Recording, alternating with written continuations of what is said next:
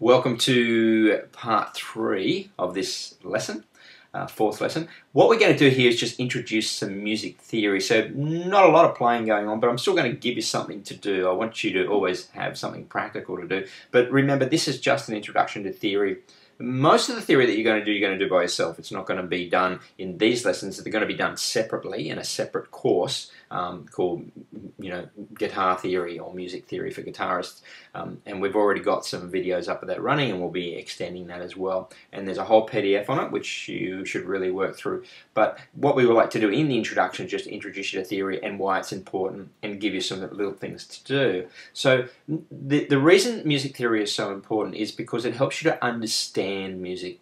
Not having an understanding, again, puts you at a disadvantage. And when it comes to communicating music or writing music or understanding scores or trying to work out what kind of solo to play, it makes, the theory helps it to make sense. You're able to see how it all works. Music is just really patterns. It's all, the notes, the chords, everything are just patterns that come together. And when you put those certain patterns together, you overlap certain patterns, you get certain flavors and mixtures of things. And that's what's wonderful about music and understanding. It's a bit like a chef understanding the ingredients that they use and where they come from and how they work together. And that's what music theory will do for you. It teaches you how to make the recipes, if you like, and bring it all together. And you'll see things like, understanding that chords, there are perhaps 4 chords, if you like, that make up the majority of pop songs, and knowing that formula will help you to quickly tap into literally thousands or hundreds of thousands of songs that use that same formula, and getting understanding from a theoretical point of view. So every new song you're learning is not like learning a new song. We sometimes hear of these guitarists who can play thousands of songs, and it's simply because they know the formulas, and it's easy to adapt those formulas. And that's all I do, is I know that the popular formulas, so I apply them. So let's start with the basics here. And the basics are that the guitar and music are made up of, there's 12 notes, and no matter what instrument you play, there are 12 notes available to us. Of course, they repeat those notes, and they're in what we call different octaves, so they're of higher pitch. But the 12 notes are based on A, B, C, D, E, F, G, which are the 7 alphabetic letters. And then 5 of them have what we call sharps or flats. So if you grab your theory sheet, you'll see that. You'll see that there are 5 notes in there that I actually put a piano there, so you can see that there are the white notes and the black notes. And if you add the whites and the blacks together, 7 and 5, you get 12. So how does that apply to the guitar? Well, it's what we call a chromatic scale.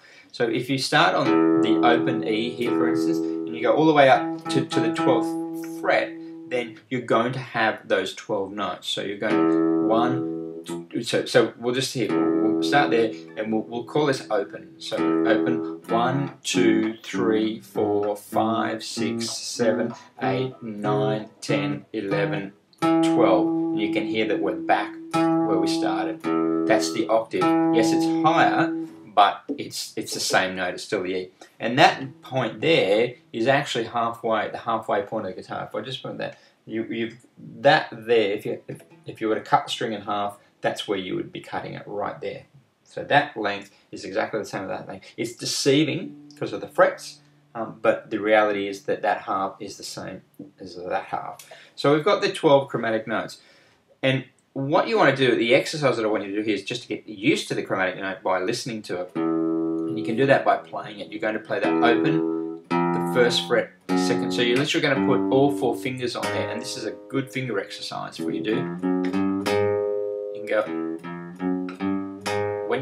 Once you've done those 4, move up to the 5th fret and do the next 4. And then again, move up and do the next 4. And then you've done your whole octave there. And then you can take it back, move down, and that's the chromatic. And this is, like I said, it's just a matter of getting used to it on your ear, so you can hear it. And if you really want to take this to the next level, then say the notes as well, and look at the chromatic scale on your sheet and go E, F, F sharp, G, G sharp, A, etc. Now, from a theoretical point of view, just to understand that, the only 2 notes that don't have a sharp are the E So between the E and the F, so there's no E sharp, it just goes E to F, and then B to C, so B to C. And the way to remember it is just remember B and E, the letters, the word B to be or not to be is the way that I do it. So between B and C there's no sharp, and between E and F, so just think of the word B. So you've got those notes there, and you're playing along that chromatic scale there, and moving up.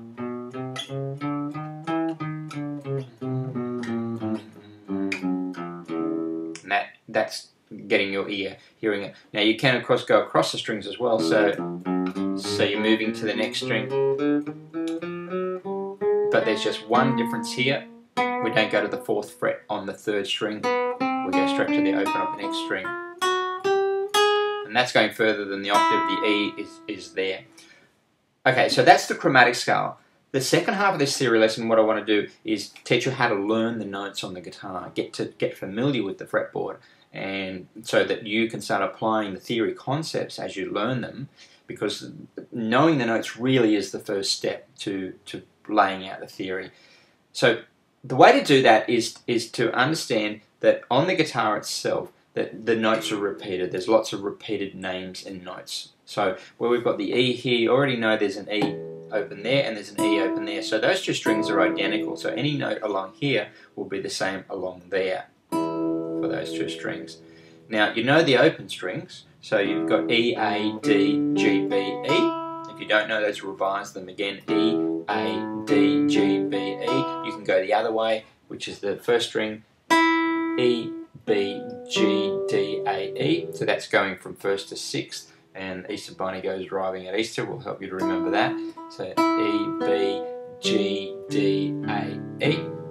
So that gives you your starting point, so that you know you can use the chromatic scale to work up from that. But here's the exercise that I want you to do. I want you to learn start off by learning one note on every string, and every week just learn a different one. So if we start off the first week by learning A, we'll introduce you to it. So you're going to learn an A on each string. So we've got on the 6th string here, and if you need to, just go back and write this down.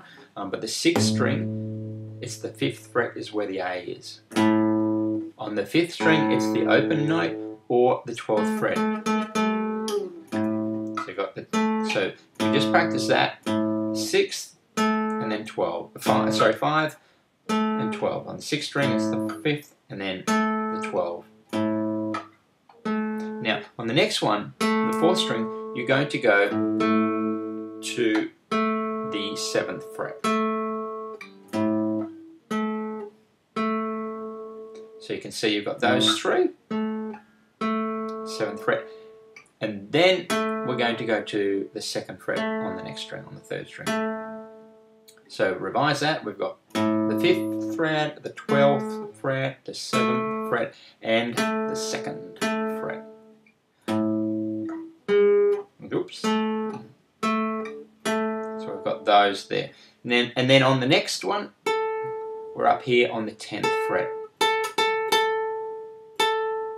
Okay, let's revise those. So we've got the 5, 12, 7, 2, and 10. And then the last one is the same as the 6, so it's on the 5th. So you're really only learning 5, so it's not as hard as it seems. So you've got to practice those until you can do them automatically, and go backwards as well. It's a little bit harder on a classical because there's no frets on here, so that's why it's for me it's good practice, because I don't normally play an electric. I don't normally play classicals. Sometimes I play them. I'm only playing here for the sound value, but the idea is that, you know, when you've got frets, it is easier for guitar players, and we do get used to those frets being there. So when I sort of get up into these areas, I've got to hesitate a little bit.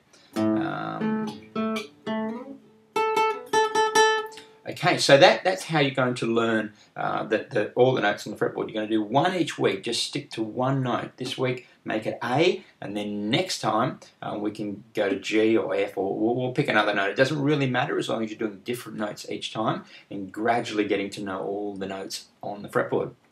Okay, I will see you in the next lesson. Have fun with that this week, and remember, practice every day. Don't skip days. If you need to do, even if you do 10 minutes, it's better than not practicing all that day. Get into the routine. Guitar is all about habit and routine. All right, see you next time. Bye-bye.